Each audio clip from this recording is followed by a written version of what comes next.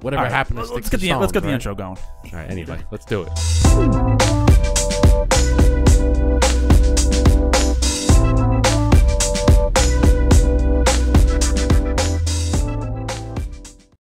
What's going on, everybody? Welcome back to the Burn Down Podcast. We have a female, our very first female cigar brand owner, Wanda Hernandez, CEO of Stixxx Stones Cigars, in the studio. What's going on, Wanda? Hi, how are you guys? Thank you for having me. Thank you for coming. I know it was quite the trek to get out here. It really was. And like I said, I'm going to repeat it again.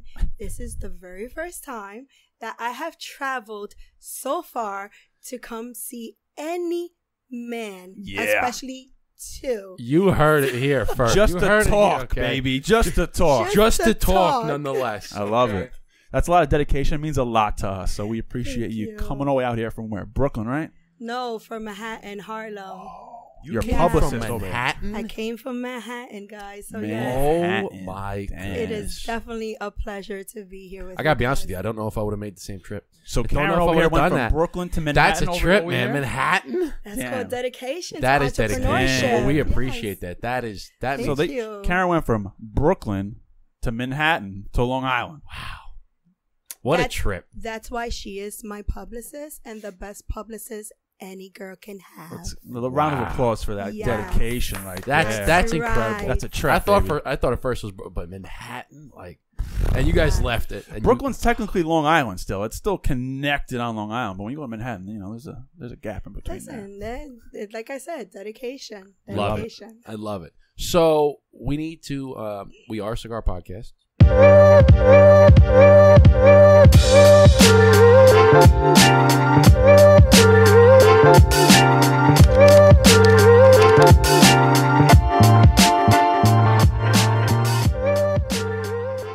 You know, it's Yes. one of the things that we do here. Not only a cigar podcast, we have conversations, okay, but we base around cigars. So we need to smoke a cigar. So what have you brought here? So this is just a box of the variety that we do have. So we have the Toro, which is a 52x6, and Ajo Robusto, which is a 52x5.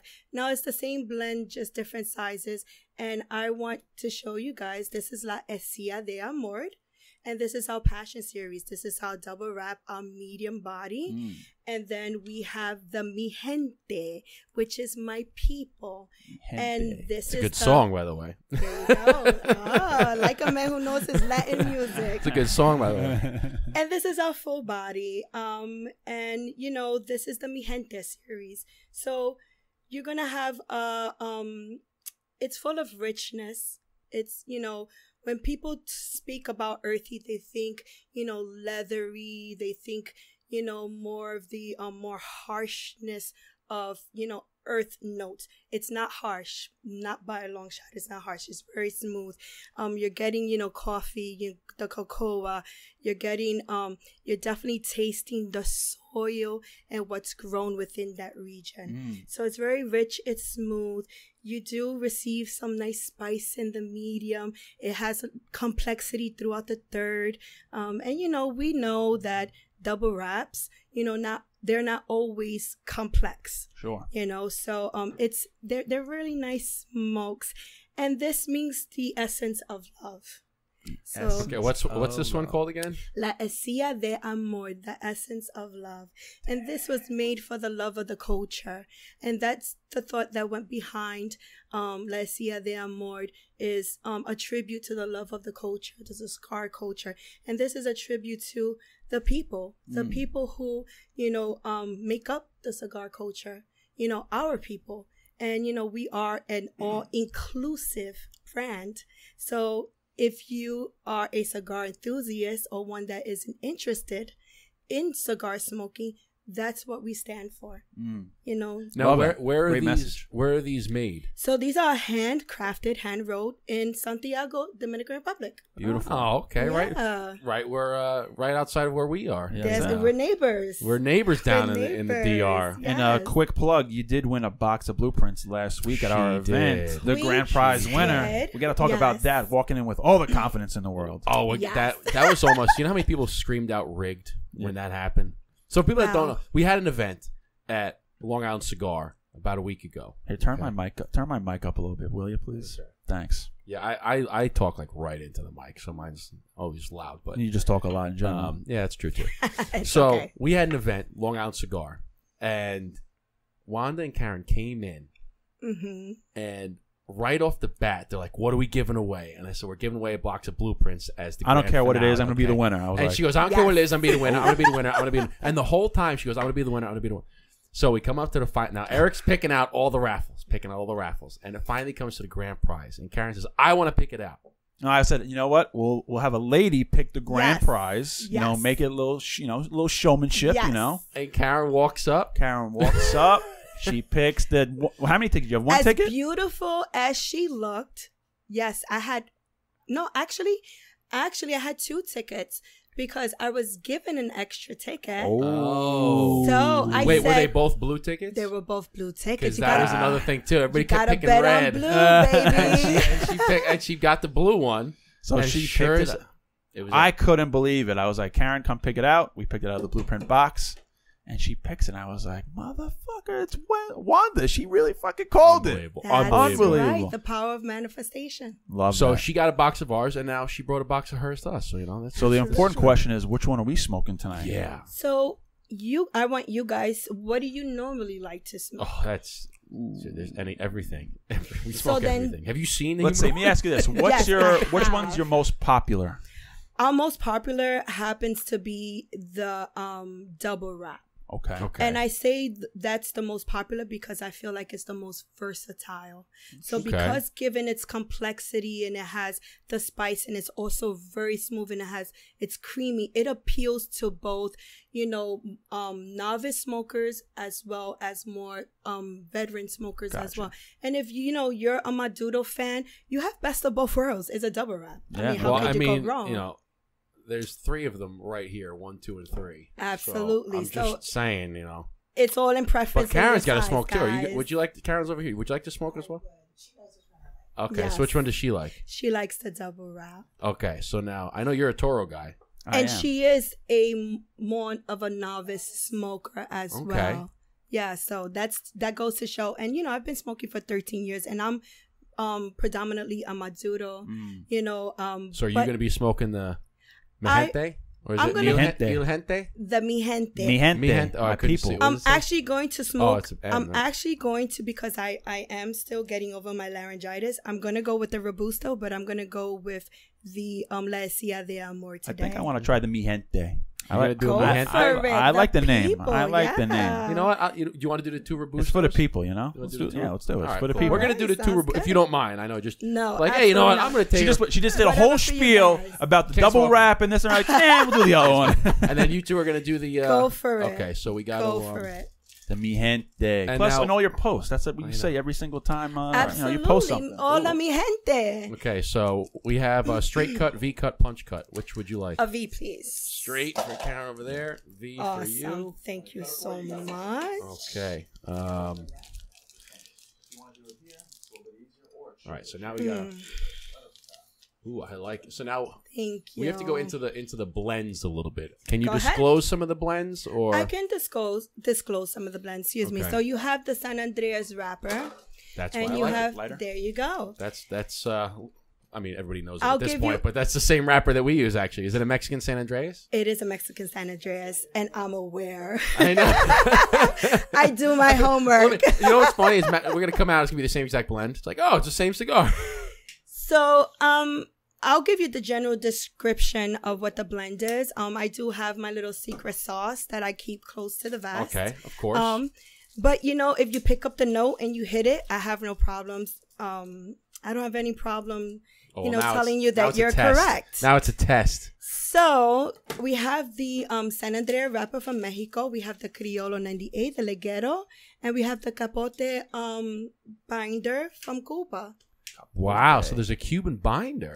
There is a Cuban binder. That's Cubano, I baby. I can honestly say I don't know if I've had a cigar with that type of blend, that unique blend where usually if you have Cuban cigars, it's Cuban Puro. Yes. But having a cigar that I've had Cuban seed cigars, right? Cuban seeds grown in Dominican, grown in Nicaragua, whatever. But to have one that's got a Mexican San Andreas wrapper with a Cuban binder. You want a punch cut, a straight cut, or a V cut? V cut. Oh, thank you. So that's very, very unique. Well, the whole idea was to come up with something that was unique, using, for me, the analogy that I always use is, I love to eat. I'm a good cook, but I necessarily don't like. I necessarily don't like to cook.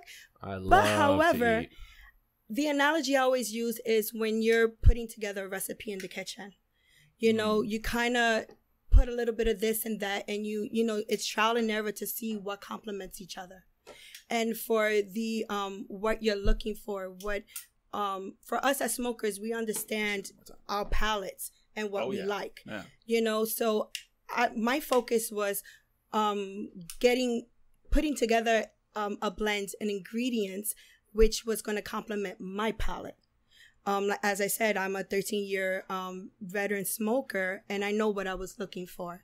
So I wanted to be a little bit outside of the box as far as, the blends that I was using, but without going off the rails. Sure. You still want to be able to maintain the integrity of your tobacco, the structure of your cigar, the foundation of, the way that cigars are, constructed and placed together. But also, pushing boundaries, so you gotta take some risk in life. Absolutely. So you've been smoking cigars for 13 years now? I have. Do you remember what your first cigar was? An Arturo Fuentes Reserve. Wow. Right off the bat. She has to watch the show because she knew exactly that question was coming. Oh my God. Help me out with this. Yeah. Oh, there we go. I think she answered that question before I even finished. You know why? Because she's probably been asked it.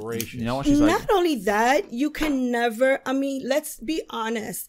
I am such a fan of Mr. Fuentes, not only for the products that he has inherited, but also he continues to develop and make better, but also what he has continued to carry on and build.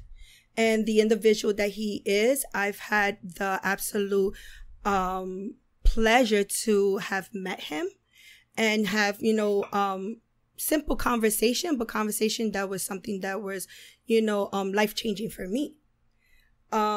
So I admire him. I admire, many people in this business and what they have done and, the foundations that they have built. So us as, as entrepreneurs and small boutique brands in our infancy stages, that we can kind of, take a page. What was the golden nugget that he gave you that you remember? The golden nugget that I recall is just the observation of who he is and how he treats people. Okay. So he inspired you to start your own brand? I wouldn't say he inspired me. What was my what I received from him is that people matter in this business. Having a background, my previous career, I've always had to deal with people in the community. So, for me, people come first. And to see that someone puts that same type of ethic within the business, it's just not about growing the business and becoming successful. It's also about the people you're doing it for, who the culture is serving. And you see so many people who generally like him or love him or care about him, and it's because he generally is a good person and he generally does treat people with kindness and respect. So that is what I admire. That is the nugget that I took from him. So it's a great thing that you bring up is it's not, you're not just making you're not just making a product, right? You're making an experience for people. And when you put out what we've called shout out to Jonathan Fayant on J. London Cigars, he calls it consumable art. Is what he calls cigars. So when you create this artwork that's handmade and it's consumable by the people, you're creating experiences, and it's not just a product that is going to sit on the shelf. It's something that people are going to pick up, smoke, they're going to remember it. It might be smoking with a friend, it might be on the golf course, it might be a celebratory thing, it might be in the car, whatever the case may be. You're you're not just selling a product, you're selling an experience. Absolutely. And when you sell an experience, it becomes all about the people. And it's not just a thing that I'm going to put on the shelf and somebody's going to buy it.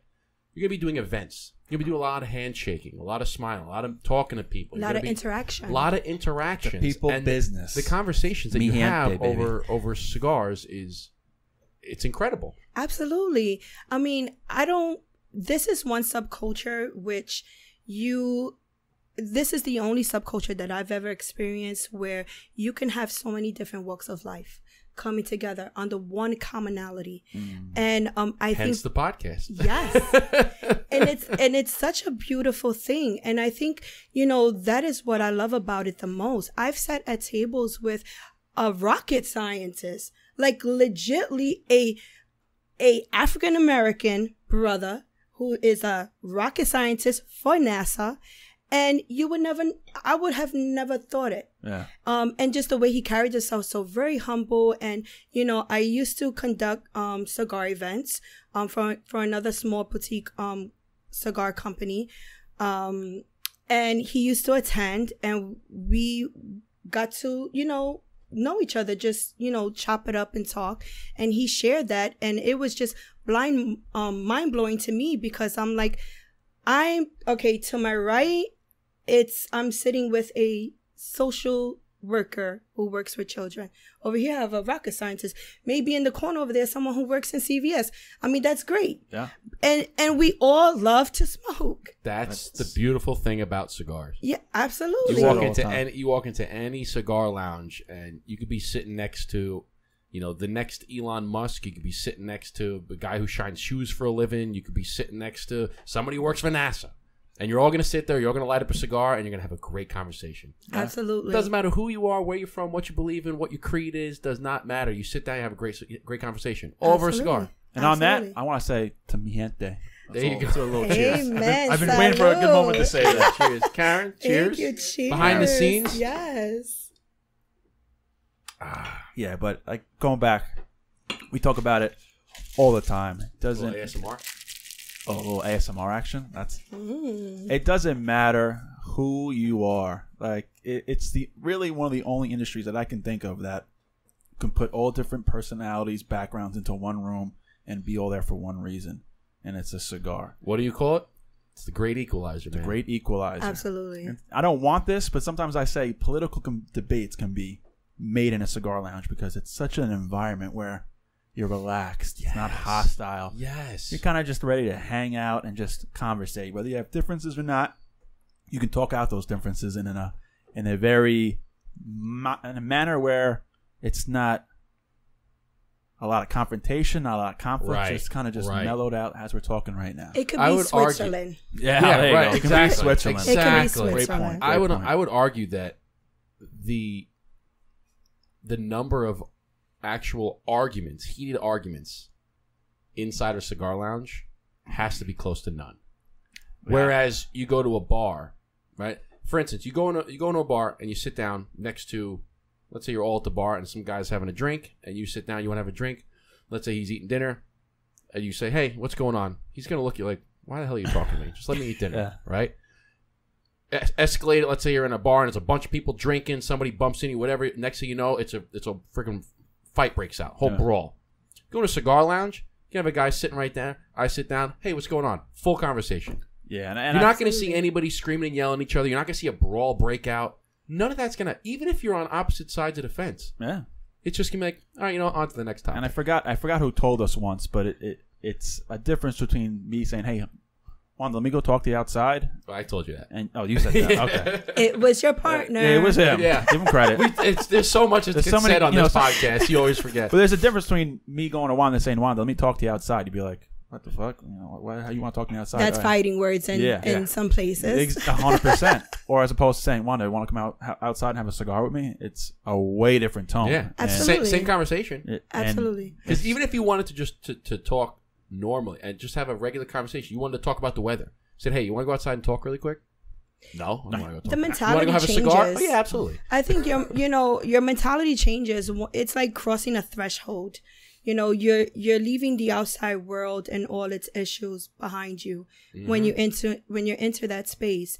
And I call it my meditation session. Absolutely. So, Preach. you know, Preach. it's, you know, you're meditating when you smoke, the same as if you sit in a quiet space and you breathe in and you exhale. You know, it's no different. You astro glide out. It's no different when you inhale a wonderful cigar and you just let it out and it comes out your nose and you feel all the notes and you just release all the stresses that you're feeling that day.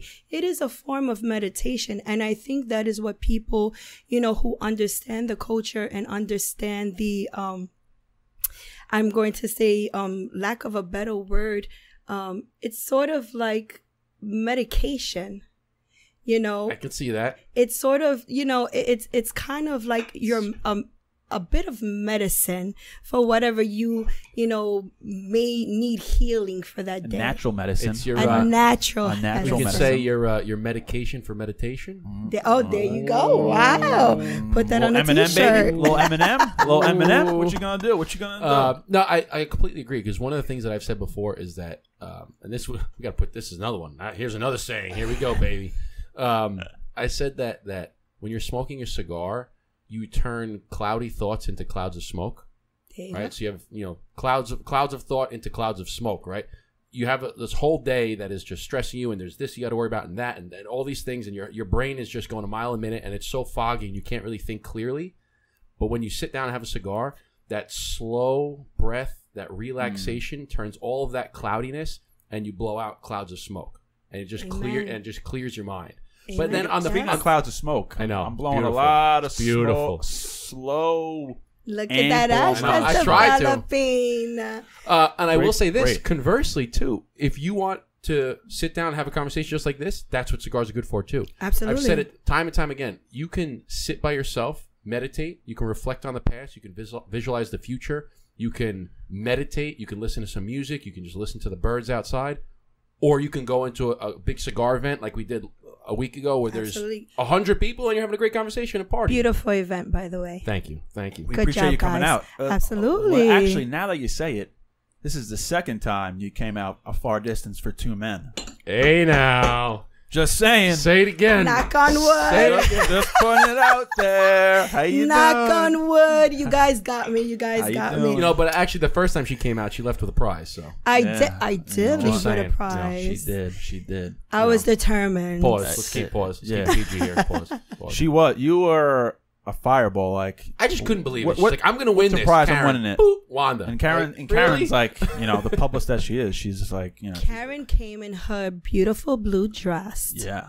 Picked out my blue ticket from your blue box For the blueprint. For the blue for brands. the blueprint. There you go. Damn, Which there you I go. have sitting on top of my humidor at home. Beautiful. Let that marinate a little Let that bit. marinate. And I that enjoyed marinade. it. By the way, it was a lovely smoke. Well, thank you very And much. it was beautifully constructed. And I see that you guys put a lot of thought and time.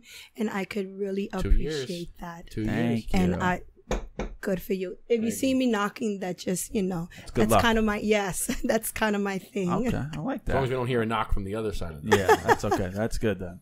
But we're not here to talk about the blueprints. We're here to talk about I want to talk about Sticks and I want to talk Stones. about Wanda, right? Yeah, So go Wanda, I want to ask you ahead. this. Getting to know you a little bit more. Who is Wanda in high school?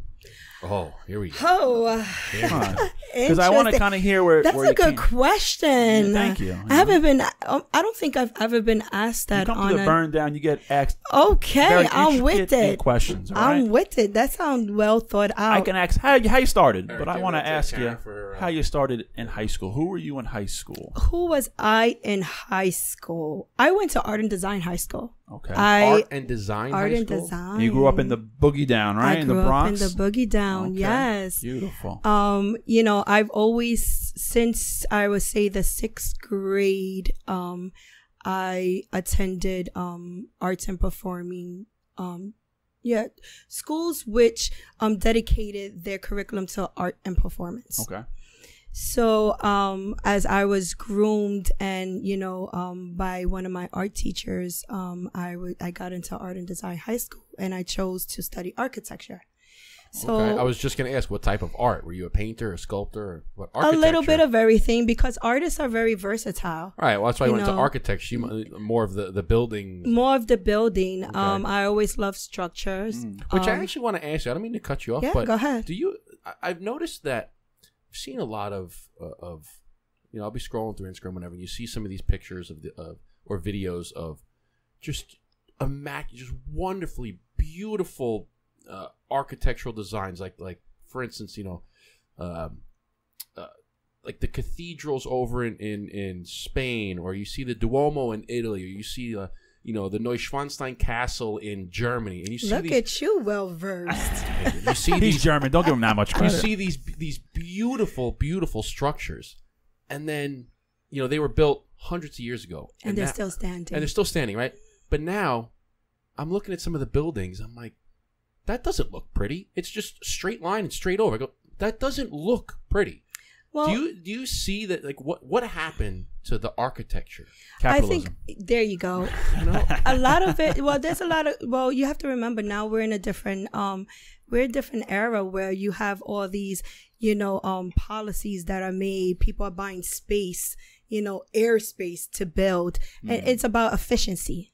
So we live in a society where things are about efficiency and cost effectiveness. Capitalism.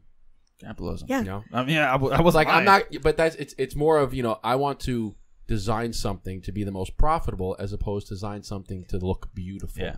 Absolutely. And having, not to say that there isn't that talent. The talent absolutely does still exist.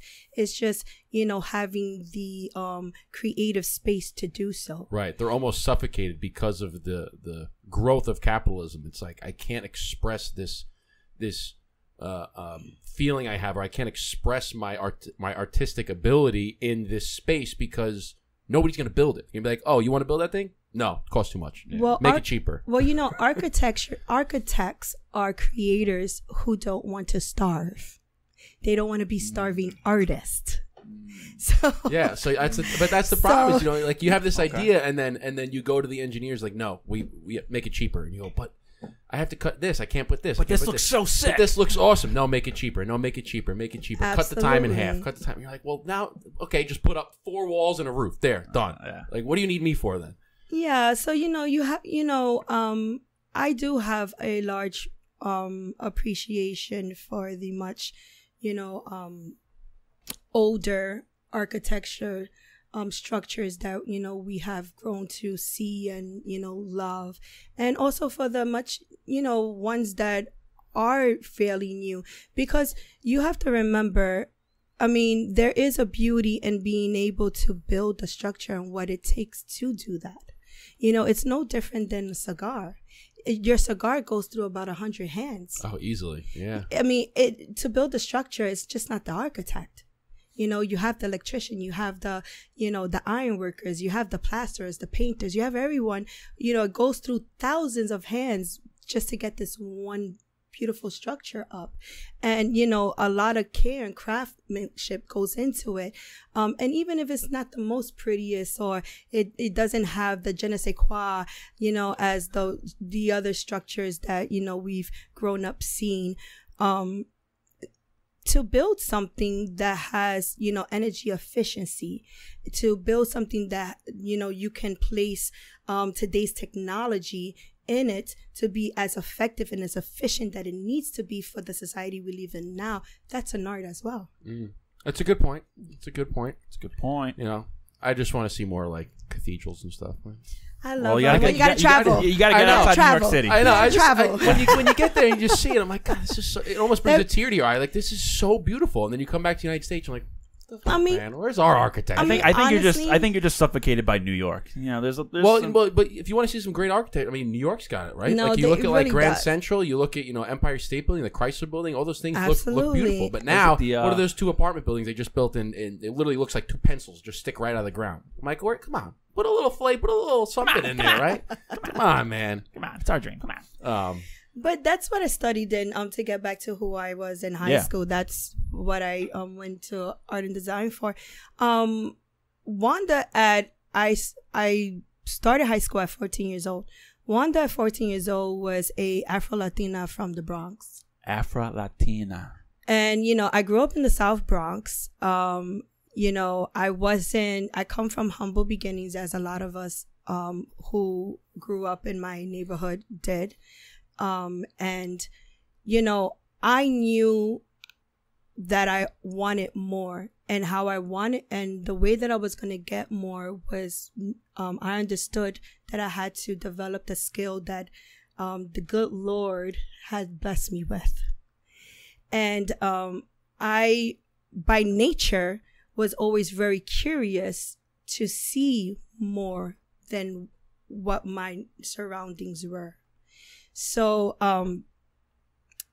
you know, I had to be tough by circumstance. Sure. You know, so Wanda was a very rough around the edges. And you say Afro-Latina. What does Afro-Latina mean? Afro-Latina means that I am African and Latina descent. Okay.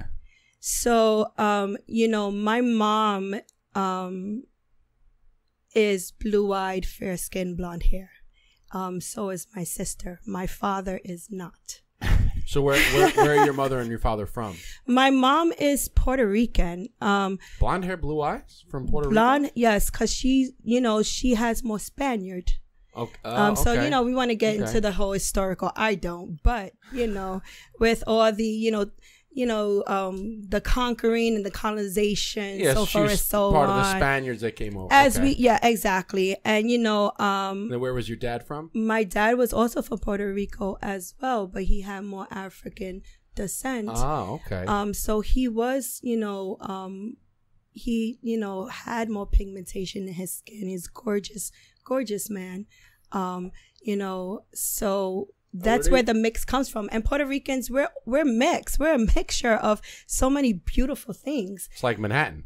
Well, there you go. We're the melting pot. It's a mixture of everybody. But it becomes very clearly evident that you stand out. I don't want to get deep into the whole cultural background of the way that certain Puerto Ricans are, what they taught and how they raised, as far as the way that they look at society, how society looks at us. But I found out very early on that I was an Afro-Latina, and coming from a mother who looks different than you and having a sibling who looks different than you, we do resemble each other, but there are differences that, because I am not fair skinned and green eyed or blue eyed, I do have dark skin. So we was very we were pointed out. They used to call us La India and La Rubia. So La Rubia means one who is fair skinned and blonde, and La India, well, Indian. So I always had really long dark hair and darker skin than my fair skinned sister and my mom. And so they would call us chocolate and vanilla. And we're just going to put that into perspective. Because when I'm around my you just got to laugh at it. You just got to laugh. You just be like, all right, whatever. It's no offense to it, because, it's part of my identity. So when as growing up and I was around my other sisters, and I don't mean sisters of blood. I just have one Just one? sister. Okay. But when I mean sisters, I mean my other women. Sisters from another mister. There you go. Oh, okay. It's one of like brothers from another mother? Yeah. Oh, sisters from another mister. There you go. Never heard that? I have not, man. Learn something new every day, See, baby. learn something. Mark it so you don't you don't forget it. That's cool. I like that. Come on. I got one or two up my sleeve every once in a while. There you go. There you go. So when I'm around other women who are darker skinned than they call me fair skin. So it's all in perspective. It's all how one was raised and grows up, and the way your identity, self-identity. But I am an Afro-Latina, and I'm very proud of it. Loud and proud. You should be. Absolutely. And I've raised an Afro-Latina woman, which is my eldest child, and I have 3 children, 2 boys and 1 girl. They're all adults now. Thank God. So, thank you. They're gonna take over the family business at one point. Do they smoke cigars? Well, Are they why old the enough to hell- smoke cigars? They are. My youngest is 21. Does he smoke? He does. I think don't he's know why the I one. assumed he was a dude. He's the one. He's the one who is probably has the most interest in the continuing learning of the cigar culture. He's like, mom's a badass. She got her own cigar brand. thank I'm gonna you. follow up on those Wow. footsteps. I'm gonna follow those shoes. However, my daughter is, we're very close, and on the business side, I am teaching her. I'm teaching her everything that I know, and she has been by my side. She actually works events with me. She's just such a sharp young woman, and And how old is she? she's 27. 27. Okay. Yeah, And then the third one is. and my middle one is Justin. He is going to be 25. Yes. I like him already. He does enjoy cigars too. And he's more of an occasional, smoker. And my youngest, who is Tyler, he's 21, and he has more of an interest in, smoking and learning. I actually just sent him a box. He's, shout out to Tyler. He's in the Marines. Oh, well, thank you very much, yes. Tyler, for your service. Appreciate you. your service, Thank brother. you. Shout out We're to big- Tyler. we're big That's my brother's supporters name, of so it's a both. good name too. Oh, awesome. Thank Love it. you. Good Yes. names. So, back to what I was saying, just being an Afro-Latina, raising Afro-Latinos, is something that I'm very proud of, and I wanted them to be very proud of. And the way that they present themselves in the world, and who they are, and what they decide and choose, and how they choose to move in this world. So everything that I'm learning, I want them to learn, but it's no pressure. Right. There's You're no- just teaching them. And I actually, it's great to hear the things that, you said you're trying to teach your daughter some of the business side of things. You're trying to teach them of segue into, why we named our cigar the Blueprint is the fact that everybody has a blueprint in their mind of who they are, what they represent, who they want to be. And that's your blueprint. And when you're building, like an architect, right? When you have a blueprint, and this is how I build the house. So if I want to build somebody or build a life for myself, I have to have a blueprint in my head. And it sounds like you're teaching your kids the proper blueprint. Absolutely. Things that aren't necessarily taught in schools nowadays. A lot of things that are taught in Absolutely. schools are, just how to be basically a lab rat, right? Copy and paste. Copy and paste. How to be one of the sheep that just follows the masses and just blah, I blah, blah, blah, agree. blah, and this is what you do. That's not what we should be teaching. So you've taken it on yourself to say, no, I'm going to teach them the things that I've learned as a business owner and the things that I've learned as an Afro-Latina. These are the things that I value. These are things that we value as a family. Absolutely. This is what I'm going to teach you. And then whatever the path that you want to go on is, these are the values that you take with you. And I applaud you for that. Thank Not you. a lot of people teach those things. They just teach you how to be, a rat in the race. And that's not what life Absolutely. is about. It absolutely isn't. And, I wasn't taught, there wasn't anyone to teach me what you need You learned or the hard should way. learn. Oh, absolutely. School of learned Hard the hard- Knocks. School of Oh, hard. I mean, you grew up, in Absolutely. the boogie down. That's school of hard knocks, all right. I absolutely learned the very hard way. However, all those lessons are very important to me, the good, the bad, and the ugly, because it made me the person that I am now. Absolutely. It made me the super resilient woman that I am now, and everything that I have accomplished up to this point. So to be able to, give that to my children, was very important to me. And, I'm just grateful at the end of the day that they are just good human beings. And That's however, all you can ask for in this world. absolutely, Just be a good human being. absolutely, Don't be an asshole. absolutely. I wanted to add that she even included them in her branding. I was going to You just say did. that. I was. What's funny, Brandon? Because Karen, stop being a publicist, will you? Stop being a publicist back there. It's funny you said because I I was actually gonna, was just going to say Karen. Yes, I was going gonna to ask about because I'm like, all right, so you have these two blends. I'm like, are you thinking about naming some of the cigars after? So now I want to hear about this because you said that they're part of the brand. So as my beautiful publicist Karen Kennedy has pointed out, and I tend to get straight to the meat and potatoes of things. Like it, straight shooter, no So chaser. absolutely. As every New Yorker usually is. Straight shooter, no chaser. And she reminds me the details of it, and she also shares the details with other people when I tend to forget. But the 3 X's, as she has pointed out, in Stixxx is a representation of my 3 children. Yes. So no more kids then, because now they have to add a 4th X. Oh, no. Stixxx and Stones. That And the 3 leave. yeah, that ship has sailed. See? One of the things It's all about the fine details. Eric and I love a good story. We love the subtleties within a brand, okay? And we love hearing about that. Stixxx and Stones, 3 X's, 3 kids, 3 leaves, 3 kids. We love hearing about And this stories means, like that. and this represents the burst of light. So what you see in the background behind the S's is essentially a burst of light energy. The sun gives you energy. It's something that we can't live without. Of course. Right? And of course, you had to throw the signature in there. There you go. Of course.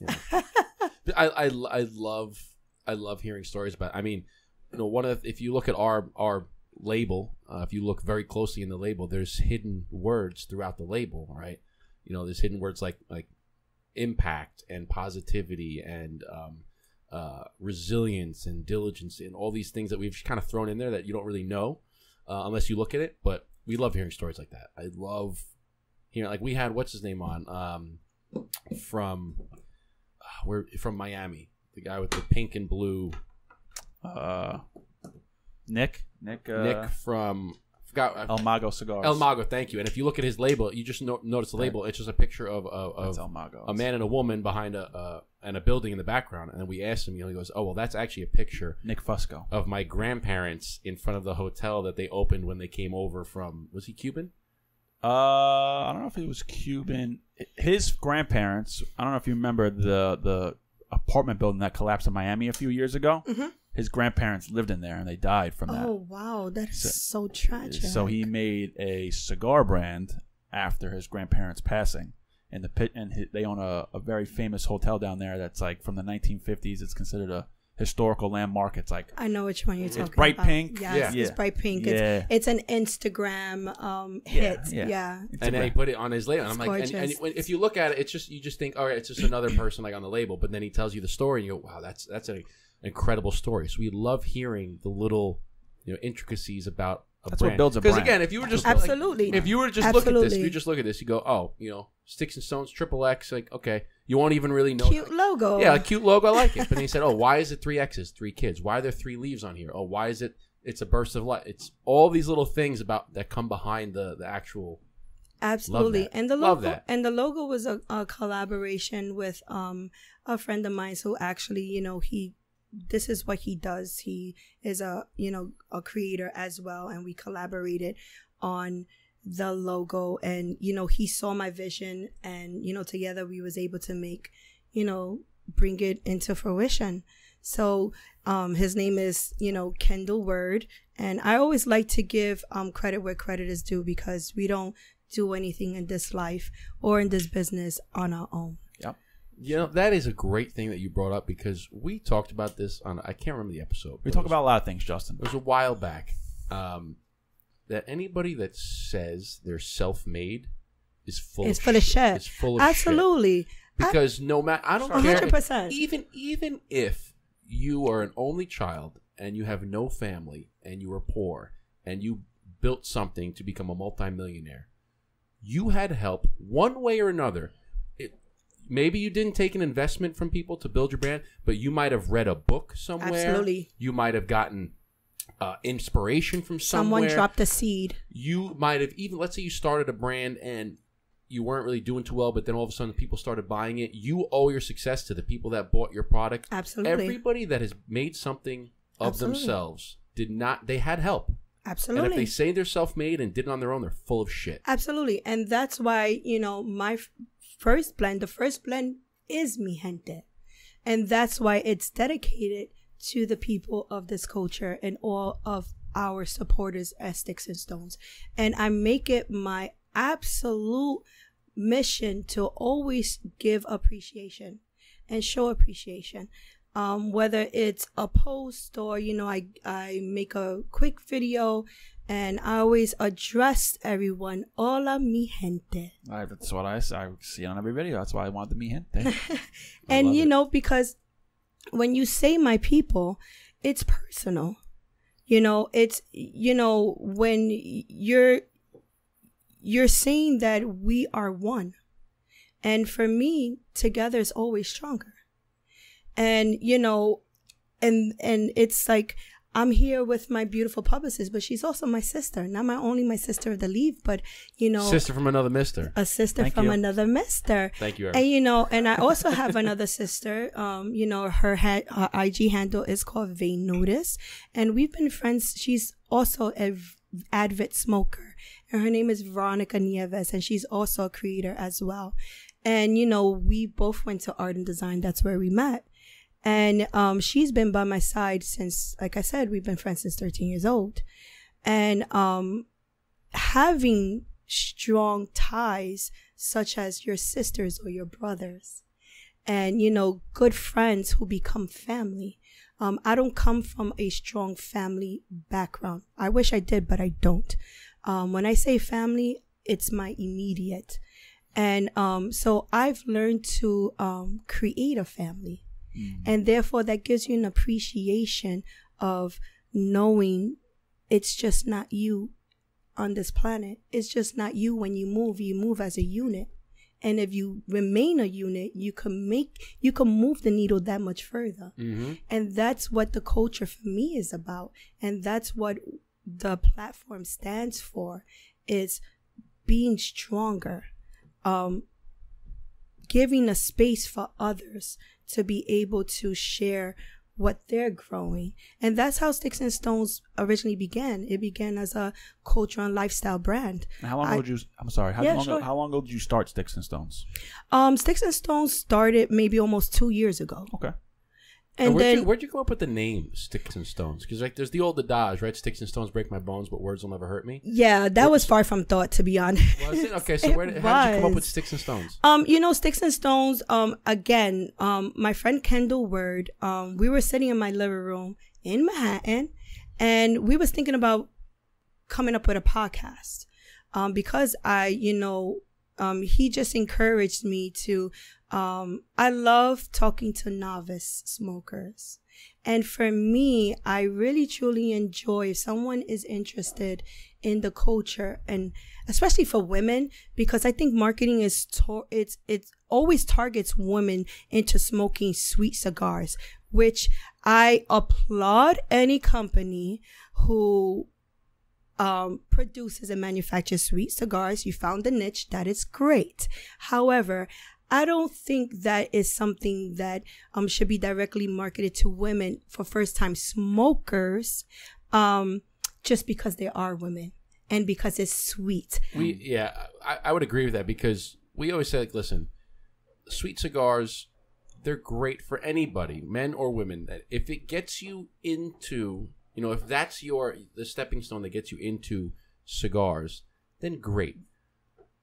But when we're talking about premium cigars and the cigar culture and the cigar community, we're not talking about flavored cigars, right? Like when we're sitting here, like these are not flavored cigars. Our cigars are not. They're flavorful. When you talk about actual premium cigars and the art of smoking cigars, it's not flavored. There are no flavors that are infused into cigars. You do get flavors, but they're not infused. So it's kind of like that, it's like a double-edged sword where, you're saying on one side, I applaud you for coming out with a product that introduces people into cigars, and then maybe they graduate from that into the premium side. But then on the other side, I'm like, that's not really like what cigars are about. Yeah. Cigars are not meant to be injected with flavors, right? It's supposed to be a 100% tobacco, no outside flavors, and the experience of, okay, I might pick up cinnamon, you might pick up licorice, and he might pick up leather, all from the same cigar. And none of those flavors are infused into the cigar. Absolutely agree. I think what's most important, and as I was saying, what I do really enjoy is what, you guys do it on your podcast. You teach. And I think... We try to, as much as YouTube doesn't like us to. We try. It's okay. But yeah, I mean, I think what's really important is the educational aspect of it. You don't teach a child their ABCs starting with Z. Exactly. So, That's a good point. It's important if you any novice smoker, and because I am a woman and I do have a woman-owned brand, you teach a novice smoker the correct foundation how to begin to smoke. Right. And the certain etiquettes. And when you have an infant, you don't it's drinking either infant milk or the mother's milk. It doesn't drink quick, Nesquik, whatever the thing is. So for me, it's like teach a novice what tobacco is. Now, if they choose and decide, once they understand their palate, once they understand, the intricacy of tobacco and a great premium cigar and a beautiful blend, and if they decide they want to have a sweet cigar, then at least they had the proper education and they made a proper decision, rather than saying, oh, here, smoke this because you're a woman. It's sweet. I mean, it's just so cliche. The whole marketing against like our flavor cigars are for women. That's bullshit. Like I don't agree with that. I 100% agree, and I'm looking right in the camera. I agree. That's bullshit.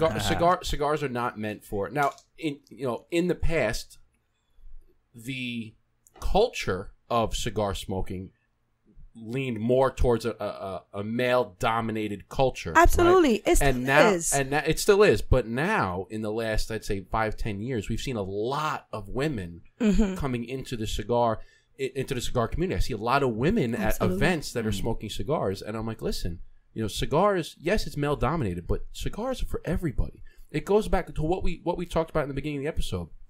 Cigars can be used for meditation. Cigars can be used for visualization, for reflection. Cigars can be used for community, for conversation. Camaraderie. Cigars can be used for celebration. Absolutely. All of these things. And none of those have anything are gender specific. None of them. It could be for men and women. Well, the concept of women smoking cigars is not new. So, for people who don't know, this goes back generations. I saw, my beautiful elder women who smoke cigars before it was a thing. Who? Catherine the Great. You know why? Well, the story goes by why they actually have labels on cigars. Yeah, she didn't like to touch because she didn't like to touch them. She smoked cigars. Catherine the Great. I think it was of Russia. Was it? Smoked cigars. The Russia. I think you're right. I think so. It could be a fake story, but that's the. It's okay. We could go with it. I guess it could be a myth. Who knows? But that's the legend has it, right? And perfect example, woman of power, smoked cigars. So it's not a new thing. And people like absolutely not. People like, or I should say, men like women smoking cigars. Oh, I love when my wife smokes. Oh, it's anytime we have a female on here, it always does the best. It's just saying. It's sexy. It's sexy. It's sensual. It's to see. It's very confident in a woman smoking a cigar. Absolutely. Yeah, you're like, you know what? I know that this is a male-dominated industry, but I'm here. I'm still here. I'm smoking a stogie. Absolutely, and I think such as men, such as yourself, who give the space for women to be comfortable. I think that's the number one. I always hear the number one thing is women want to come into the spaces where they can smoke. They don't always necessarily feel comfortable because they feel a bit intimidated. And not because one may intimidate them, but because it is a male dominant space. So I guess it could even be the same as a male that wanted to go into the fashion industry that is dominated by women. You might feel the same intimidation because you're like, this is more of a female dominated industry. Or for instance, cooking is a female dominated industry. Like if you have these cooking I got shows, more about a male nurse. nursing. I would say a male like nurse. dominated, Even industry. though they get paid more.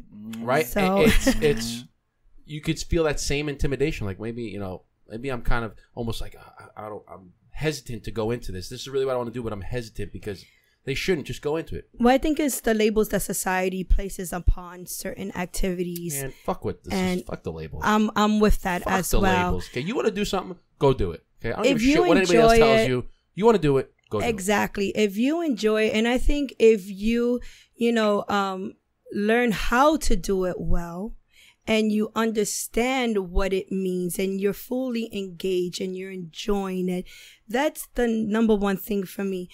Enjoy it. Even if you don't, your knowledge, your knowledge is not as broad as the next person, that's fine. But you know what you like. No one has to tell you. Read a couple books. Yeah. You can always bone up on the knowledge a little bit. I agree. You have a thing. You have access to any Right in the piece palm of your information hand. that you want in Yes. the palm of your hand. If you're scared that you don't know enough about the subject, Google it. YouTube it. Do some research. You'll be amazed how much knowledge you can acquire in one afternoon. Or just reading. ask. You'd Or be surprised ask. how many. Go You'd into a be lounge and surprised how ask. many people enjoy sharing the knowledge that they my goodness. have. We say that all the time. Is if you're scared to go in, just go into the lounge and ask. You know how the people that work at the lounge are waiting. They're just sitting there waiting for somebody to come in and say, "Hey, can you recommend makes me their a cigar?" day. Their eyes will light up. Absolutely. Let me show you what we have. We have this. We have that. They're begging for somebody to come. So we're in. talking about being in a male-dominated industry, right? Going back to who was Wanda. Wanda was in a very male-dominated industry, as also being in law enforcement. This is true.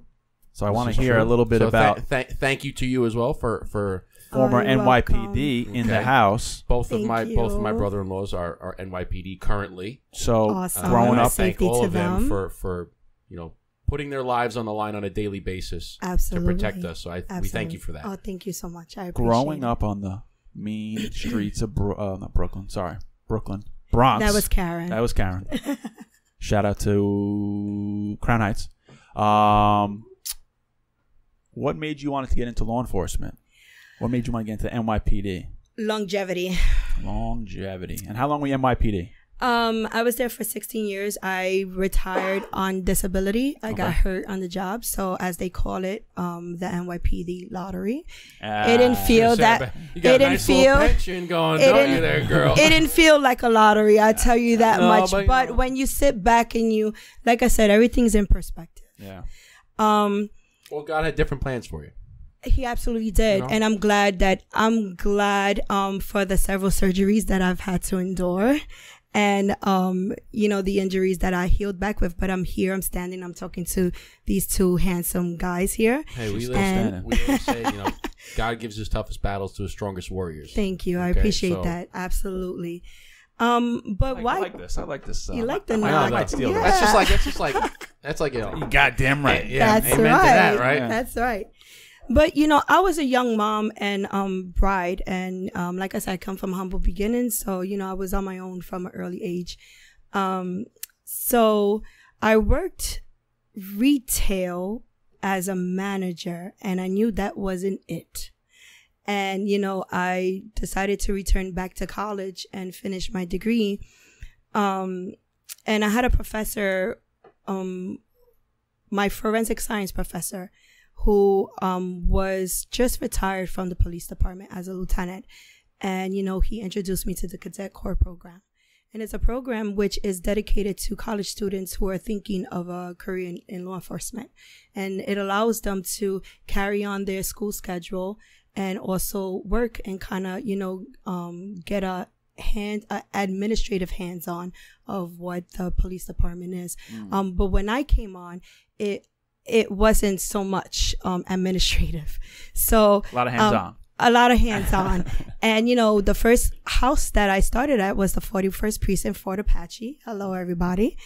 And I met a lot of great people. And there was a domestic violence sergeant there who, I guess saw my potential or just saw, that I was a diamond in the rough. And she said, yeah, I want you to come out in the streets with me. And probably she wasn't supposed to take me, but she did.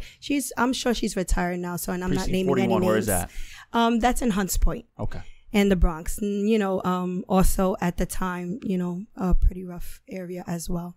But you grew up in the streets there, so you're like, sure, I can go on the street. I grew up, it was wasn't a walk in the park for me. Now I got a gun and a body armor, so I'm good now. It wasn't always a walk in the park because it's a different ball game. When you are a civilian, and you live in a certain environment, you walk as a civilian.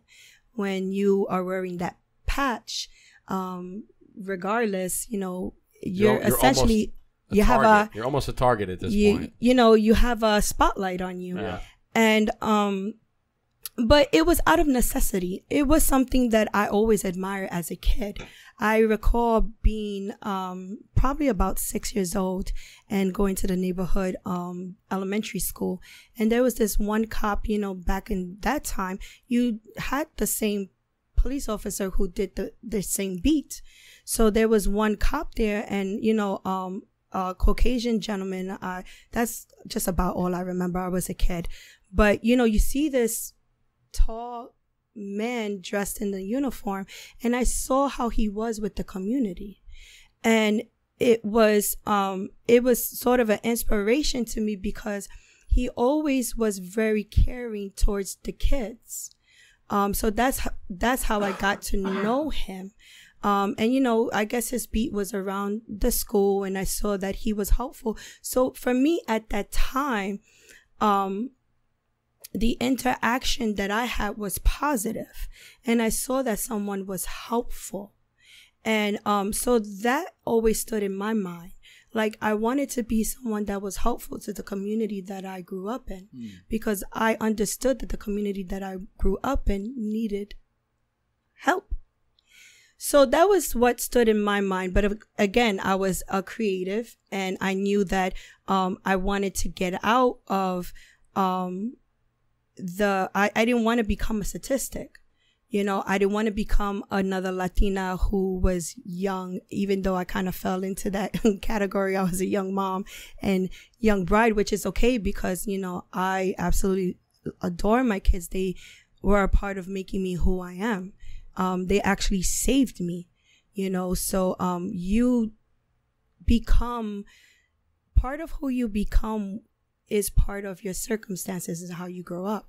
So you're a product of your environment. Sometimes you are. Yeah, you had said that earlier. You were saying that I was, in an area and I grew up in a rough neighborhood, but you wanted to expand your horizons, right? Because you can become a product of your environment, and if you surround yourself with 5, criminals, you're going to be the 6th criminal, right? If you surround yourself with 5 millionaires, you'll be the 6th millionaire. And you had said that this is where I grew up, but this isn't where I was gonna broaden my horizons and make my environment much bigger. I wanted to get out. I wanted to see all of what the world had to offer me, and then now make my decision where I want, not be so constrained to just this small little circle. Absolutely. And don't get me wrong, the majority of every neighborhood, and this is from my experience of being an NYPD officer, is even in urban neighborhoods,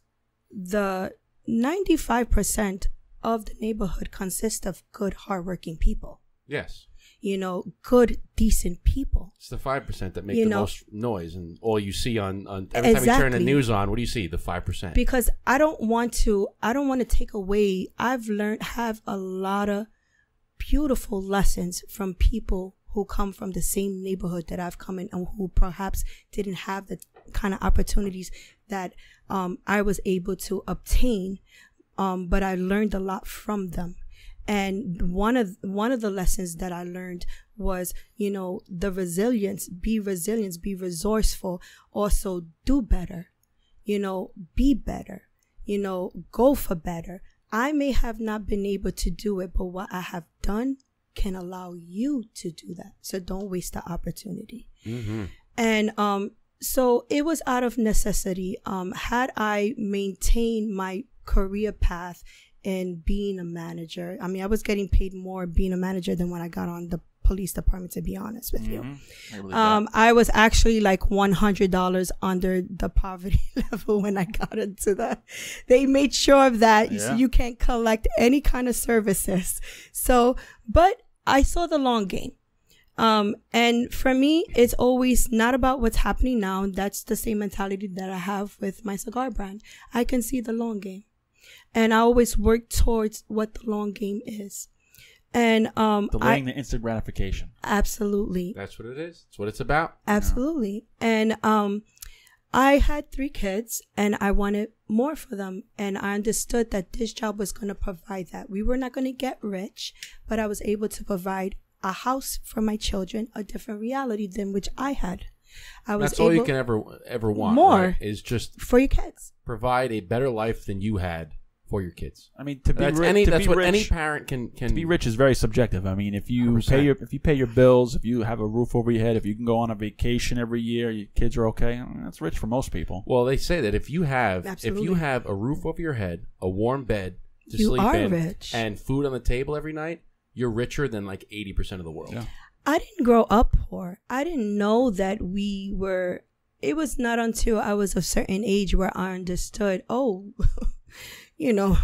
we come from very humble beginnings, because we never went without a roof over our head. We never went without food in our belly. We never went without clothes on our back. And that is to my single parent mother who bust her ass to provide those things. And then when you put it, like you said, you put it in perspective, right? You say, okay, if you could, and this is why I always tell people, I said, stop comparing your life to somebody else's life, okay? Because there's always going to be somebody who makes more money than you. There's always going to be somebody who's got a better house than you, who drives a better car than you, who has more food on the table, who's got nicer clothes. There's always going to be somebody that is a step up from you. Don't compare yourself to anybody. Count your blessings while you have, because, like I said, it's like Wanda said, she's in her own competition. You got a roof over, like you said, Absolutely. you had come from humble beginnings, right? But you never went without a roof over your head. You never went without food. You go over to some of these countries, like go over some of these countries in Africa, go to some of the places that are over in Asia somewhere. These people have nothing. Oh, man. Nothing. So if you even have right now, the fact that we can sit here, have a cigar, have a conversation, we're in a warm, I mean, it's kind of warm. Karen, you warm? It's kind of, but all right. the fact that we can do Hey, this there's right a now, pool outside these doors. we so. are No doubt. extremely blessed Absolutely. to be able to do this. Absolutely. And you know what? I'm an avid traveler, and there are very rich and beautiful countries in Africa. And yes, you do have, rural locations where people, are not rich. They are poor. They are suffering. But, I don't want people to think that, I understand your point, and you have a very great point. There are third world countries where, you do have a large population of people who are poor. So poor is and rich is very subjective. Because, here in the United States, you can be poor and still have cable. So how that works, I don't know, but it does. Lord, do I know that. I definitely know that. It brings up a point where I had the privilege to go to Asia a few years back, maybe 8 years back, maybe 8 years back. I don't remember when. But I had the privilege to go to Taiwan. And when I was in Taiwan, I was there for 2 weeks on business. And over the weekend, I had visited a village on the north coast of Taiwan. The village was called Jiufen. Okay, it was like Jiufen. And I walked around. They had beautiful temples, and they had some of these like shops. And it was very. It was a village on the side of a mountain. Not pencil buildings. A coastal village on the side of a mountain, because it was very mountainous, and the mountain went down into the water, and they were like on the side of the mountain. And I remember walking down the street, and I saw this one kid. And the kid was, from what I could see, didn't look like the kid had much. Okay, let's just put it that way. But the kid was out in the field, and he was chasing a butterfly around.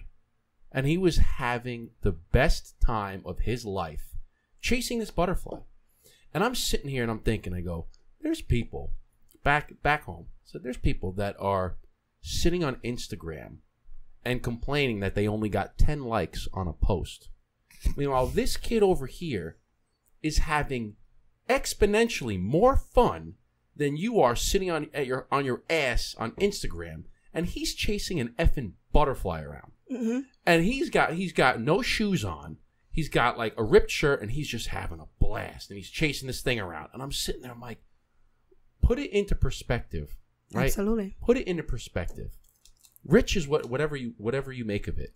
If rich to you is I'm making whatever it is, let's say it's $20,000 a year, and I got a house, and I have clothes, and I have my friends and family, and I'm happy. That's rich. That's rich. Absolutely That's rich for you. Okay. That is absolutely rich. I mean, like you said, everything is all in perspective. You know, you can make $1 million and, you know, spend $5 and you're in great debt. And yes, you can make $20,000. It's not about how much you make, it's about how much you keep, right? Absolutely. And, you know, it's how you choose to live your life. What does that mean to you? You know, what does rich mean to you? I mean, I can recall the day that, you know, I have $7 in my bank account, but I am still somewhere across the world having a great time. I'll figure it out when I get having back. a great, I mean, and I'm not to, and it's not to say, you know, you choose to live your life how you want to, but it all is all in perspective. I've never gone without. I would never go without. And, I have had a lot. I have had nothing. And then I've had a lot again and had nothing again. So it's just being able to put what your goals are and what you want out of this life and to make it happen and what you feel is rich. For me, I may not have millions of dollars, but I am surely a millionaire because I have beautiful friendships. I have beautiful family. I have been able to obtain goals that I have gone after. I am now in a business where I didn't even dream of being in, but life circumstances put me there. And so I said, let's see where this road takes me. I knew when Stixxx Stones, you asked me a bit ago where Stixxx Stones came from. We came up with the thought because it was supposed to be a podcast. And the life and cultural brand I was developing, the podcast was supposed to introduce the life and culture, the culture of our cigar community to any cigar enthusiast who was interested in just giving the, you know, the do's and the don'ts and right. what does educating a little bit, yeah. Exactly. But that seemed so limited to me. And I said, I wanted to think outside of the box. I'm an outside of the box kind of a person. And that peripheral glass ceiling, I don't particularly like it. I like to break through it. I've always like Willy Wonka, baby. I've always been break that through way. that glass ceiling. Absolutely. So I said, where can I take this? What do I really want to do? What is my passion? I got into a career that I became passionate about. It started off as a necessity because I wanted to provide a different life for myself and my children. Then it became a passion. I enjoyed helping the community which I was working in. I enjoyed what I did and I was good at it. And it meant something to me. So this next chapter, it had to mean something to me. I couldn't just I know how to make money. I'm a survivor. I mean, I'm a Bronx girl, a Latina Bronx girl. You had $7 in your bank account traveling. You're like, I'll figure out a way. Yeah. You know, I'll figure it out. There's always a solution. Absolutely. I know how to, I know how to make money. Yeah. So this wasn't about just making money because honestly, when you first start your business, it's not about making money. It's not about making you're money. Gonna make zero. You're gonna lose. It's about making money. someone smile, and hopefully they like. You're gonna lose money when you start a business. And that is what's so rich to me when people come to me and they say, "I really enjoy your cigar. I really like." It's that interaction for me. I get such a thrill out of it. Yes. And just having this kind of interaction right here that we're having, this is everything to me. So, one day I hope to get rich from. And you will. No, and you both, sister. Definitely. And you will. And that's it's wonderful to see, and people don't understand this, and I think it scares a lot of people, is you just have to accept the fact that you're going to suck at whatever it is that you try to do for the first time. You're going to suck, and if you're starting a business, you're going to lose money. Like, it's a learning curve. Our first episode was terrible. Absolutely atrocious. But you learned from it. But you learn from it, and you figure out a way. As long as you're passionate about whatever it is, you'll figure out a way, and you'll become successful. And success it doesn't mean $1 million, right? I've talked about this on the show before, is that I view life like a stool, okay? Like this chair. There's 4 legs on this chair, okay? Each leg represents something in your life. One of the legs is finances, okay? Finances, let's take it, like, finances are an important part of life. Okay? Absolutely. Another part is family, okay? Your family, your friends, right? Another part is your health, your health and fitness, your physical being, right? And the other part is faith. Okay, so there's 4 F's: finances, family, fitness, and faith. Okay, if you only have one of those legs strong, let's say you're a multimillionaire and your finances are strong, but the other 3 legs are shit, when you go to sit on that chair, you're going to fall over. Absolutely. Okay, if you have 2 of them that are strong and the other 2 are shit, when you sit on that chair, you're going to fall over. Even if you have 3, as soon as you lean on that 4th one, you fall over. So life is not about having just one of those legs strong. Life's about having all 4 of those legs strong. So if you can find something that your finances are covered, you have great relationships with your family and friends, your physical health is good, and your faith, whether that be, if you're religious or if it's just your mental state, once all 4 of those are strong, then you have a great life. Your life is rich. Absolutely. I agree.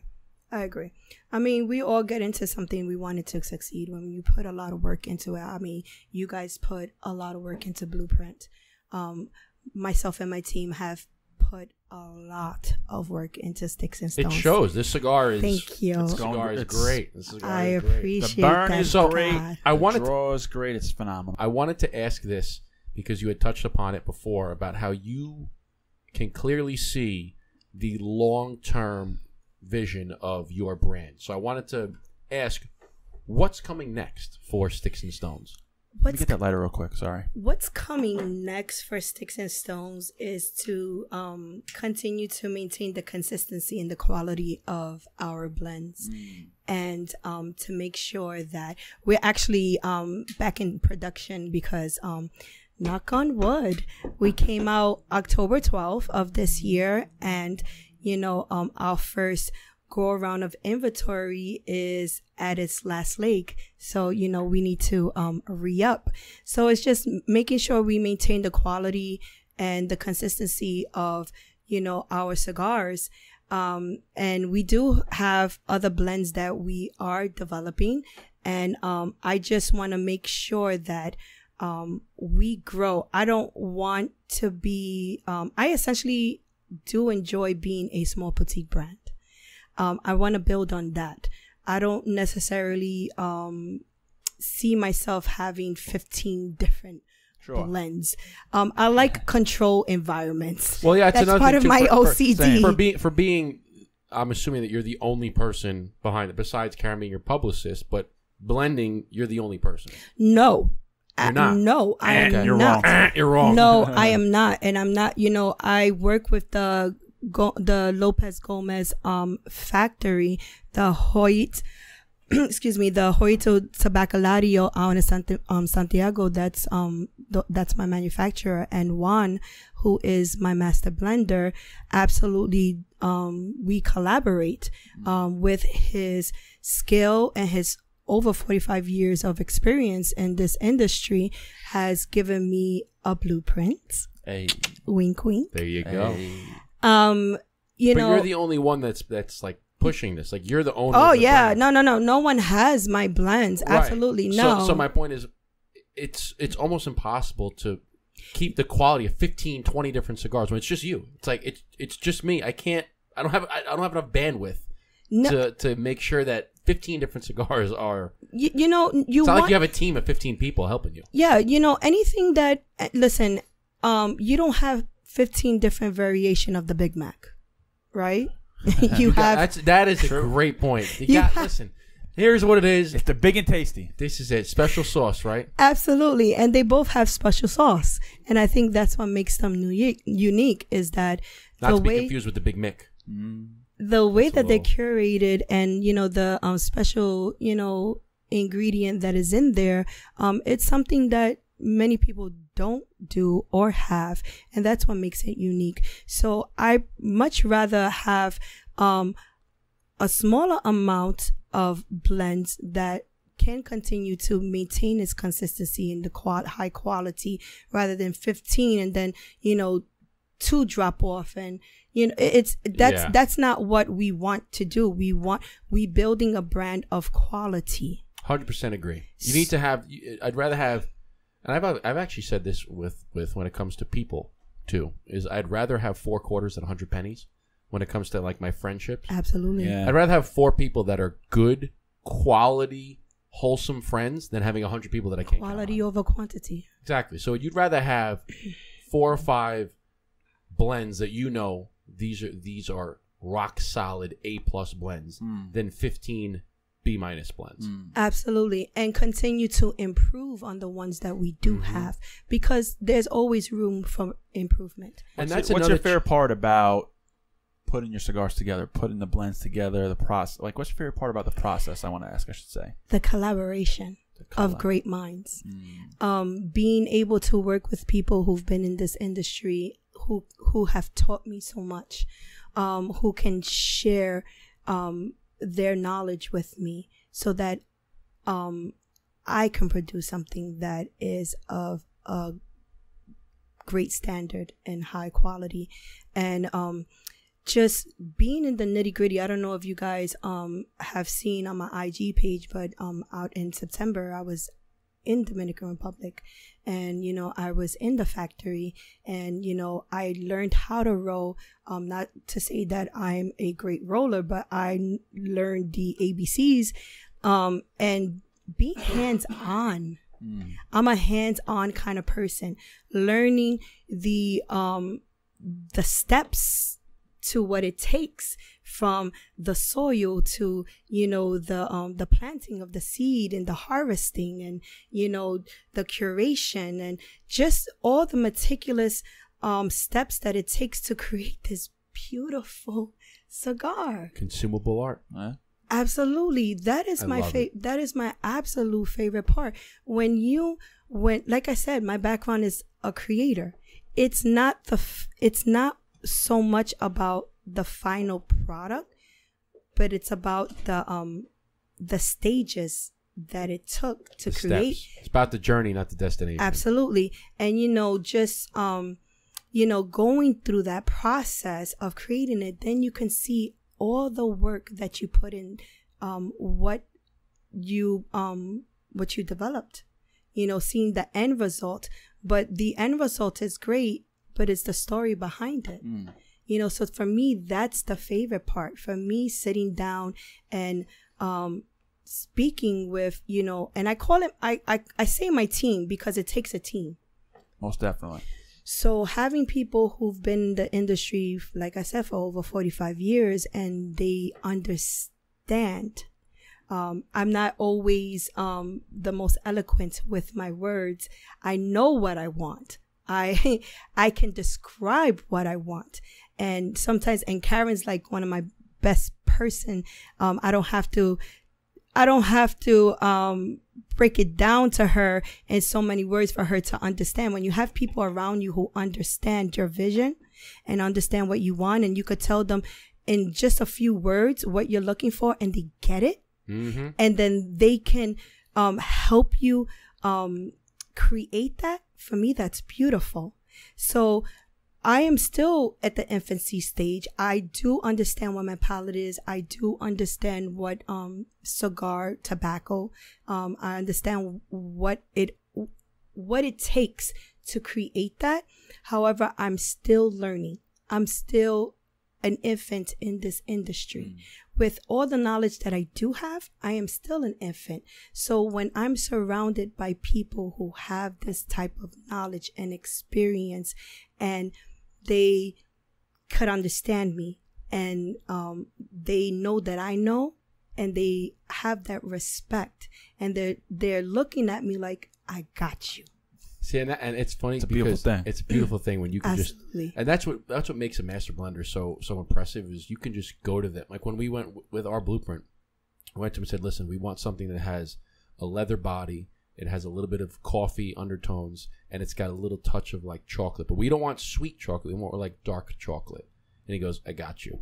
And he came up with a blend, and I go, the fact that you can. He was more like, and I was like, Jonas, what's he saying? Yeah, well, yeah, he's saying he spoke in I was like, all right, Spanish, good luck, right? Spanish. We were asking, Is like, he cursing me cafe, out, or was he chocolate, saying? And he was, and when you go to these master blenders, you can even ask them that have been rolling for 20 plus years. They don't even know everything. Absolutely. They go, I've been rolling for 20 plus years, been surrounded by tobacco, smoking 10 cigars a day, and I still don't know everything. And when someone can say that to you, I have the utmost respect for you, because anyone who says, oh yeah, I know it, I automatically know you're full of caca. Exactly. You know, and it is, and I think that we're forever students in this life, and I want to forever be a student in this industry. So that's why I said I much rather have a control amount of blends, perfect that, and maintain the consistency and the quality of that, and grow from there. Yeah, that's why I don't get those. I don't know if you ever done it, but those cigar sommelier classes. Have you ever seen those? I don't understand those, because you take a 3-day course or a 40-hour course in person or online, and everyone puts in their bio. And now you're an expert. Yeah, I'm like, no, come on, shut up. You just I paid mean- $800 for what? For a piece of paper. Yeah. And listen, you took the time to do it, and you feel like that gives you more credibility, or maybe other people will see you as being more credible. That's great if that's what you want to do. Like I said, bless your soul to anyone. You do your thing. You found your niche. That's what it is. Bless your soul for that. Me personally, I wouldn't do it, because for me, I'm a student, and the teachers are those that have been teaching me, and my experience, like you said with the podcast, you know, you have learned over time through mistakes. It's the only way you can learn. And that's the best teacher. This is over a year in the making. A lot of people were like, oh, you coming out with a brand? What? I didn't know. I've had people come up to me. I've sat down with you several times, and you never mentioned it. And I'm like, this is some time in the making. Yeah, it's not like I snap my fingers and it's here. Yeah, it's some time in the making, because you want to you put a lot of thought into it. These blends didn't come up overnight. I just didn't say this is what I'm looking for. My master blender came up with many blends. Oh yeah. And it's trial and error, because the first one's not going to be what you want. And you know what? When I got my first blend, I said, this is going in the direction where I want it to go, but it's not there. Right. It's a starting point, and let's build on this. So exactly. So that's what it went. Listen, myself and my partner, smoked a lot of cigars. we smoked. Let me tell you something. We smoked a lot of cigars. He's my partner in life, Hector. Hey, baby, how are you? Hector, shout out. And I couldn't ask for a better life partner. And I say that because like I said, I've been previously married, have my children, and now I'm in another phase in life, and I found someone who compliments me here in this stage in my life. Beautiful. And he is as well a cigar smoker. So he probably loves it. He's like, ooh, Absolutely. my baby's got a cigar brand. He's probably like, ooh, Lord. And he's right there in it with me through the thick and the thin of it. And we went through a lot of cigars. And more than you'd like to admit, right? More than what I like to admit. Exactly. We got because the thing is, truly smoked out. You don't ever, I've always told people, listen, if you're trying a cigar, you have to try the cigar at least twice. Okay? Because if you pick up a cigar and you smoke it and you don't like it, say give it some time, try it again, and if you still don't like it, then okay, maybe the cigar is not for you. But you might have picked up a bad roll, or maybe it was something that you ate that day that didn't really blend well with this. So Yes. every blend that you try, and now if you're coming out with a brand, every blend that you try, you're probably going to smoke it 2-3 times each, and then you have 20 different. You're smoking like 60 cigars. Now, let me ask you this. Now, being a couple that enjoys both cigars, I don't think I ever actually was able to ask somebody this, but a male and a female that love cigars, right? I come home, my wife's like, "Oh, you got cigar breath." Do you guys kiss with cigar breath? How does that? What's that dynamic like? I gotta ask. I mean, What? he's been smoking longer than I have, and honestly, What? You said you've never met somebody who has a wife that smokes cigars. Have you met my wife? Okay. he said She smokes cigars occasionally. Okay, I guess. Avid. Let's put it avid cigar he's smoker. like, what am I over here? Chopped liver? Yeah, Like, what's happening? I talk to you every day. I want to talk to her. No, I want her perspective, okay? like avid. Like you guys smoke frequently. Yeah. Okay. Yes. You're testing Yes, cigars yes. together for a day. Or at the end of the night, you want to get, Yeah. be a little intimate, kiss me, No. kiss you goodnight. What's that like? Because you guys have the cigar. Well, let's practice nice, oral hygiene here, A little but mouthwash. a little, oral hygiene. No, I know where you're getting at. When you are two lovers of the leaf, doesn't even matter. doesn't matter. I mean, I think that's, how our relationship also built upon is because we, again, bringing people together one cigar at a time. That's it. And, I like it was that range. Bringing people together one cigar at a time. That's with the T-shirt. and it was, Might have to rebrand the motto for the podcast. That sounds pretty good, man. and it's, when you have that commonality, I think it goes with anything in a couple, with a couple, when you have something, it's like, a couple who love sports, that's just something that brings you together even more. Yeah, you connect on something you're both passionate about. Yeah, absolutely. That's a good point. I just never, because I've seen cigar couples. I'm always like, I wonder what's that. I mean, obviously, I never asked you, but I've always been like, what's that like? Because for me, my wife doesn't smoke cigars. She's like, you got cigar breath. You got to wait till tomorrow. I mean, you have cigar breath. I have cigar breath. We kiss. It's like negative. It's like It two negatives. cancels And each can't- other. yeah, exactly. You know what? You can kind of look at it like this, like what's coffee breath, right? You ever have like Right. stale coffee breath in the morning? You have to have 2 cups of coffee and you haven't brushed your teeth now. No. Stale coffee breath. Marissa drinks tea. She doesn't drink coffee. She's like, good. did you smoke a cigar? I was like, no, I just drank a cup of coffee. So that's that makes more sense. It's something you're both passionate two about. negatives, make a positive, or they cancel each other out. One of those type of things. That makes sense. So- Now, I'm glad I got the answer. There you go. So we're coming up on the end here. So this is where we want to give you the red carpet to plug away and let people know where they can find you, where they can get your cigar, if you have a website, if you have any events coming up, if you have any new releases coming up, Any events, anything. The red Absolutely. carpet's yours. We have our next event is on December 16th. It is at the IQ Cigar Lounge out in Pennsylvania. IQ Cigar Lounge is owned by Redbone Cigars. If you haven't tried them, I urge you to seek them out, try it. They have really beautiful blends. Q and his wife, Cordelia, is the owner of IQ Cigar Lounge, and they are, Where in Pennsylvania? it's in Stroudsburg. Oh, Stroudsburg. Okay. Okay. And they are so gracious to invite us into their establishment and onto their platform for us to come in and share our Stixxx Stones with them. And, with all their patrons. So we'll be having a cut and light there on December 16th. We're also going to be having another event on January 6th. It's going to be called the Queen Soiree.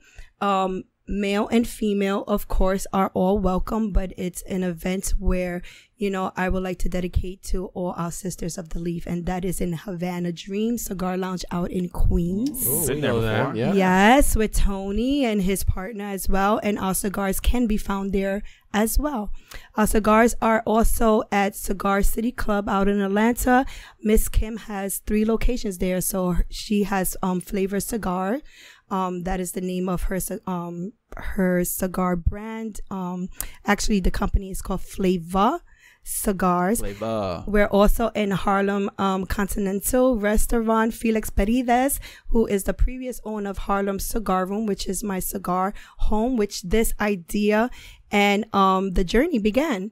And, you know, he was the key point for me as a guide to help me come into the industry. And our cigars are also found at the Harlem Cigar at the Atlanta Continental Restaurant and Cigar Lounge out in Atlanta, and also in Harlem Cigar Room out in Harlem. You can also find them in Moisey Cigar Lounge in Riverdale in the Bronx, Maduro Cigars Lounge as well. All beautiful establishments, great people. There also could be found at Sunrise Cigar Shop. Shout out to CK. Yes, that's why I said it the way I did, because I know you guys know CK. CK is awesome. CK wanted to carry our cigars before he even tried it. He's been a supporter and a follower from the very beginning and has been a great appreciator of the process. And big up to him. He is, you know, greatly appreciated, and we are at their shops as well. If I'm forgetting anybody, sorry guys. And you can also find me on IG at STIXXSTONES 225 on IG. I love it. Wanda, thank you for coming into the Burn Down Podcast me. This has been a studio, blast. all the way from Manhattan. Yes. And Karen from Brooklyn. Yes. So we appreciate the travels. Thank it's been you. a pleasure to get to know you. Thank you. And the cigar has been phenomenal the whole way through. Yeah. Thank the burn you, was great, guys. construction was That great, means a flavors lot. were great. I'm still smoking the Thank Robusto, you. so we've been doing it for an hour and a half, so perfect timing. I just put mine down. I have a few puffs left, but it's been great to Thank get you. to know you. We can't wait to see what happens in the future. Thank you. And we have a little bit of whiskey left, so I would like to say sip. Yep. cheers and chin chin and salud. Thank you. Salud. Gracias, guys. Thank you.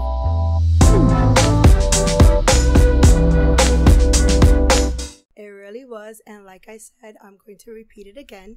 This is the very first time that I have traveled so far to come see any man, especially two. You heard it here first. Just you to heard talk, it here, okay? baby. Just to talk. Just to talk. talk, nonetheless. I love it.